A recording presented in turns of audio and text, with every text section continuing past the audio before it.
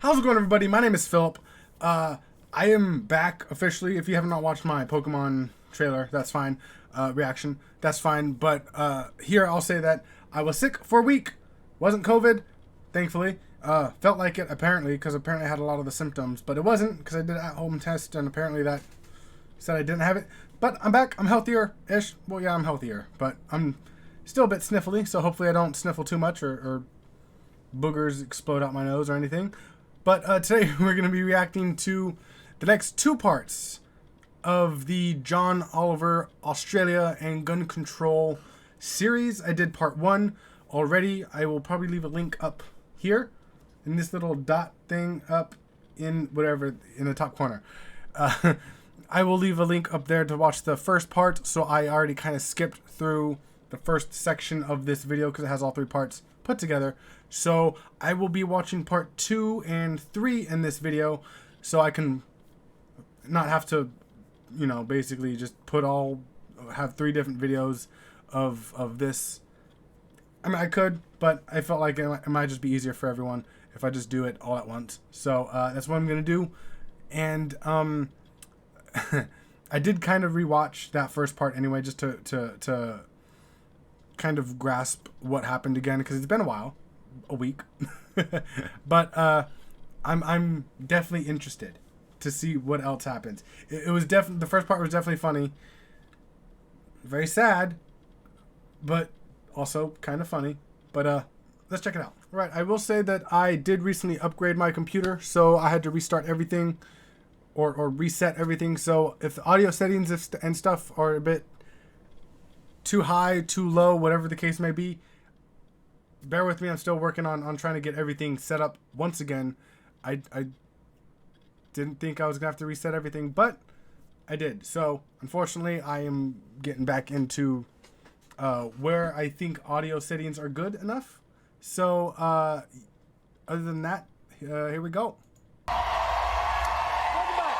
So last week, as we were watching on the show, last week we learned that while our United States Senate was unable to pass even the most basic gun control measures, Australia has had a successful gun control scheme for almost 2 decades. John Oliver visited our cousins from across a couple of ponds to find out more in part 2 of our 3-part series. In 1996, following a massacre, Australia's Conservative government enforced a national buyback of semi-automatic weapons, while also heavily regulating the purchase and storage of other firearms. Maybe, okay, and so I'm probably wrong on this, but it always feels like it's the conservatives here in the U.S. that say we need to have our guns. Like I said, I could be wrong. I'm not a super political person. A lot of the times I hear like terms and phrases, and I'm just like, I don't know what that means. And that's my own fault for not fully diving into it and learning about it. But that's also another reason why I get completely turned off with political talk. But, maybe, I don't know anymore. Sometimes I feel like one side's conservative and then the other side isn't, and then it flip-flops, and then I don't know anymore. But let's not stop this much already. The result was dramatically reduced levels of gun violence. So why can't we do that here? To find out, I sat down with longtime aide to Harry Reid, Jim Manley. The NRA is still a very powerful force in this country. Why? They have 4 million members who are very, very determined to get their way. And how can a nation of 300 million compete with that? It's difficult to understand sometimes, isn't it? But the fact of the matter is that you've got to think long and hard before you support gun control legislation, because taking on the NRA can be political suicide. And the Democratic Party is working tirelessly to reduce the rate of political suicide among its members. Surely Australian politicians weren't stupid enough to end their political lives for gun control. Well, I did. What? I did. You did what? I took the stand. I was prepared to face the political consequences, and we delivered gun control. Meet Rob Borbidge, former Premier of Queensland, Australia's most conservative state. In 1996, he was instrumental in enacting gun control, knowing it would cost him his political career in the next election. We paid a high political price, but we did the right thing. Look, there are Australians alive today because we took that action. I mean, how much is a life worth?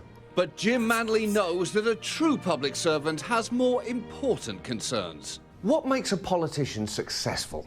Getting re-elected by his or her constituents. Right. Yeah. That's how you judge success. Okay, that's... Well, getting legislation done. That should have been the first Is answer. second. Is second, yes. So that is second. Holy that is second? If I could rewind this tape, I'd say getting legislation done and getting re-elected by your constituents. But seeing as we can't rewind the tape, let's just go with the answer you gave on instinct. If you don't get re-elected, you're just roadkill in the political process, and you're just another loser. Tragically, not everyone understands this. What makes a politician successful? Go. Making society a better place. No, Rob. No. Look, we can actually rewind the tape. Are we rolling? What makes a politician successful? Well, it's your responsibility to govern in the best interests of the people that you serve. Right, Rob, I'm going out on a limb here. I've already told someone else that I can't do this when I can. I hope you got a lot of tape. True success is a lifelong politician like Harry Reid, whose watered-down gun legislation was carefully designed to protect those who needed it most. He has a responsibility as the Democratic leader to protect the caucus. Right, the caucus needs to be protected. The caucus does. They need to be protected politically. How many political careers have been tragically ended by gun control? We've lost some good folks over the years because of their view. Right, you have a perfectly healthy political career and then bang. Just like that. Which means former Australian Prime Minister John Howard has blood on his hands. Do you ever think about the innocent victims of your gun control? There were no innocent victims of mine. There were no victims at all. Yeah, that's a photograph of Rob Borbidge. He was incredibly courageous politically in supporting our laws. But politically, he's dead. Bang.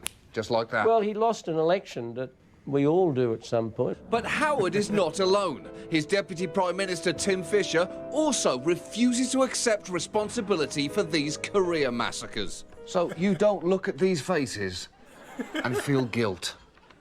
Well, they're alive, and They're dead. They're politically dead. I hope that those who totally veto any move to bring sensible semi-automatic and automatic weapon control to the suburbs of America are also politically dead, but physically alive. Not if I could help it. I'll rewind it a little bit just so I can get that point across. This is one thing I don't understand is, especially with Trump when he was in office, it was always make America great again, right? And yet, for one, I don't see us have been great in the first place. Maybe I say that because we've been lacking in a lot of things that I've recently learned in a lot. But for some reason, it felt like, just looking back in American history, the 50s seemed to be a great time. Apparently, 60s, like the 50s to the 70s, it always made everything look so great and whatnot, and it probably wasn't, but it always made it seem like it was so great back then. And I feel like that's kind of where Trump wanted to get back to. But one of the points that they said, how much is a human life worth? You know? Because how much is a gun worth? Because you're basically saying that a human life is worth less than how much a gun is worth. A gun and ammunition. You know? It's ridiculous. And there's another video that I actually recently found. Which is kind of sad and upsetting that there's even a video titled this, but it was NRA members discuss guns with school shooting victims, survivors. Obviously not victims, but survivors. And so that's another video that I saw that I kind of want to watch, because that might be interesting, and I'm interested to see the takes on that. But yeah. It's better to have people alive and pissed off at you than dead and so many other people pissed off at you. Like, are also politically dead but physically alive. exactly. Not if I could help it. Never again will a political career end in a senseless act of meaningful legislation. What is it commemorating? It's just all of these, all of them are dead politically. Okay. Yeah, not physically. Physically, they're probably safer than they've ever been before. Well, it's a very dicey thing. I mean, again, just to reiterate, physically, they're absolutely fine. But it makes you think. Sure does. Yeah. Unfortunately, what spending time with politically dead Australian politicians made me think about was how horribly wrong we have it in America. Thanks for speaking with me, Rob. Pleasure. You are a great human being. Thank you. It's just by all American standards, you are a politician. And the fact that that is true is why I am now going to walk into the ocean. In America, we're told gun control is not possible. But in Australia, they've shown it is, providing a fantastic lesson for America to ignore.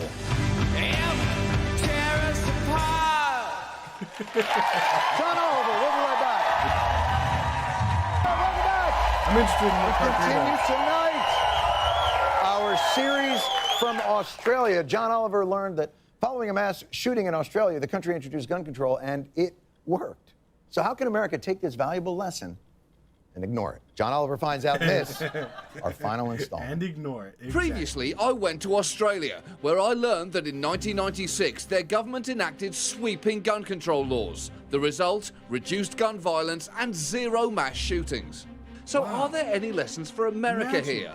Virginia gun advocate Philip Van Cleve has a clear answer. You We're still not don't deserve Australia. my name, It's a asshole. very different culture. Different people, different everything. Right, there's no similarity with Australia. Australia is a former British colony with a wild frontier that was tamed by brave men who also wiped out almost an entire indigenous population. And we are not similar to that. Right? Right. Right, because Right. unlike Australia, we Americans know when the guns are taken away, tyranny inevitably follows. And The we founding don't live on fathers planet knew X. that governments tend to grow beyond their means. In America, we're stepping in the direction of a police state. Is that really happening, Philip, or is that some kind of crazy paranoia? We have police, they're now wearing ninja suits, if you will. I mean, you don't even know they're police necessarily. They got the black masks on and everything. So it really isn't crazy paranoia. You're justifiably frightened about ninja police. Ninja police, yes. Yeah, ninja police. Yes, yeah. Sadly, without access to semi-automatic firearms, Australians wouldn't know a thing about real freedom. Bloody oath we're free. We just sit here doing whatever we want. Everybody's just hanging out and having a good time. People don't have the same concerns anymore about getting gunned down when they're at a tourist resort. Yeah, but was that worth it? Yes.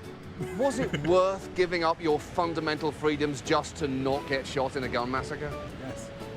What are you talking about? Australians must now live in this well-regulated nightmare because of ex-politicians like Rob Borbidge, who smugly thinks that his country has something to teach us. I hope that they would have a look at what has happened here.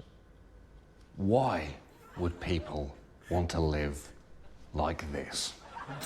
Because they might want a safer society to live in. They might want to have their But kids it's alive. pointless for long us to enough study have the their own Australian kids. experience because their fear of gun control back then has no parallels with ours.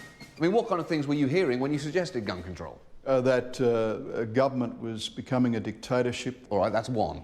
We're told that people would not have the right to defend their property and their families. Okay, that's definitely two. The democracy is at stake somehow if government decides there should be a background check. Yeah, all right. That Three. We're about to be invaded by Yes. the Indonesians. That's completely different. No one in America is afraid of Indonesians. Are they afraid of Mexicans and Muslims coming? Yes. Maybe. Sure, he claims Australians were angry, but where is the proof? People's rights are being taken away from them. And I'm not going to give up any guns that they're going to take off me. Are you going to give yours up? Yes. OK, there it is. But how do those angry rural Conservatives feel now? My immediate reaction was that it was an overreaction. But as time went on, the regulations were quite manageable. So, hold on. You didn't want to give up your high-powered gun? No, but I felt as if I had a bit of a duty to the rest of our society. And if you think that sounds bat crazy, this effective gun control was enacted by Conservative politicians against the will of their own base. There's no other way. There is no other way. But our politicians are different. They know that gun control doesn't work. Or even if it does, it takes a long time. And to be fair, John Howard and his Deputy Prime Minister Tim Fischer have had since 1996 to enact their sweeping reforms. It took less than 3.5 months. What? What? Put Arthur Massacre was on the 28th of April 1996. Yep. Yo, and this... Okay, this was uploaded in 2020, but I think originally the original content started in 2013. So that's almost a decade.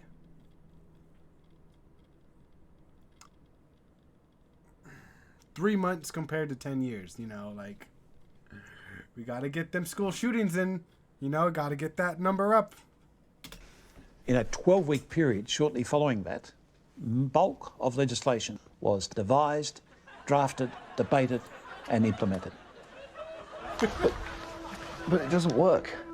0 massacres since 1996. Yeah, you keep saying that, but gun control doesn't work. So my head was spinning. I had to clear it the traditional Aussie way. Beer. No, not that way. A walkabout. The Second Amendment is sacrosanct political suicide. 0 massacres since 1996. From my cold, dead hand. Ninja police. It's a bloomin' onion. So hungry. Bloomin' onion. What the?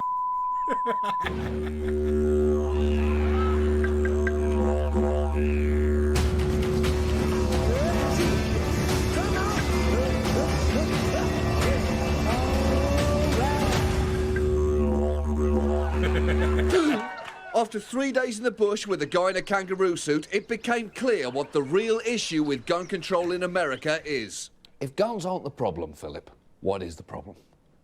People. People are the problem. Yes. Do you know what? After spending this amount of time with you, Philip, I'm starting to believe that that's partially true. Good. Good. Well, I'm glad you understand that people are the problem. That is becoming just painfully obvious. After investigating the issue on opposite sides of the earth, I discovered that if Americans really do want gun control, there is actually one thing they can do to get it. Move to Australia. I've been thinking about John Oliver, we'll be right back. Not gonna lie. So honestly, I've actually have been thinking about moving to Australia and New Zealand. The thing that is though, like, I've never moved before in my life. I've had that privilege, or I guess maybe it's not a privilege. Maybe it's you know, but it's like, it's just wrapping my head around not just moving, but moving to a completely different country, and then moving to a completely different house. Which, I mean, that's different. That's fine. But like, I think the whole to a different country thing is kind of what freaks me out. Cause it's like, if I need anything, I can't just go over to my parents' house. I can't go see some family members. I can't do this or that. That's one thing. Cause I've always had my family for the most part around me, and I absolutely love my family and I care about them. But, and again, I know that as soon as it happens, I'm going to love it, and my parents are gonna hate it. Because I'm probably going to forget to call. I'm going to forget to get in contact. I'm going to be having so much fun. I'm going to be, okay, on my time off, like once I have vacation time, because again, it's better than here in the U.S. You know, time off is way better here in the U.S. than here in the U.S. I might come and visit, but like other than that, I'd forget to call. I'm like, oh, sorry, I forgot about the time difference. I was going to call, but it was going to be too early, or, you know. But I know that once I officially move and get there, like within after the first week, I think I'd be completely fine with it. I'd get used to it. I'd get comfortable, and I'd get more into it, and I won't have to worry about guns. Granted, I'd have to find someone local to stay with in the long run if I want to. Because what I'm trying to say is, obviously, once the visa runs out, if I want to stay, obviously, I'd have to find a girlfriend, and see if she wants me to stay. Oh, I think I'm just talking out my ass right now, honestly. But also, though, like, I've always had a thing for Australian accents. So, I think everything's been pointing to the fact that I just need to move to Australia. Or New Zealand, since they're just literally right there. And I've been getting into Australian rules football. Here, look. I mean, like, literally. Because you can't see my face. I'm trying to make sure you can see the logo. But, like, I've been having a lot of fun getting into it. Started off terribly, but they've kind of got back into it, which is great. But I've been having a blast getting to learn more and more things about Australia and New Zealand. But you know what? New Zealand, they need to start getting a soccer league. They need to grow their soccer league, or blend it with Australia's. It's my favorite sport, and yes, I can still follow my teams here. But see, that's the thing. I always find excuses not to do something when I just need to. I have like a million good excuses to go do something. I just find all the stupid reasons not to do something. That's just how it is. But thank you guys so much for watching. I am officially done with the 3-part series. I want to watch more John Oliver stuff. He's really funny. I really enjoy his, at least how he was in this one. Let me know if there's anything else that I should react to in the comment section below. Thank you guys so much for stopping by. Subscribe for more content just like this. And I will see you guys next time.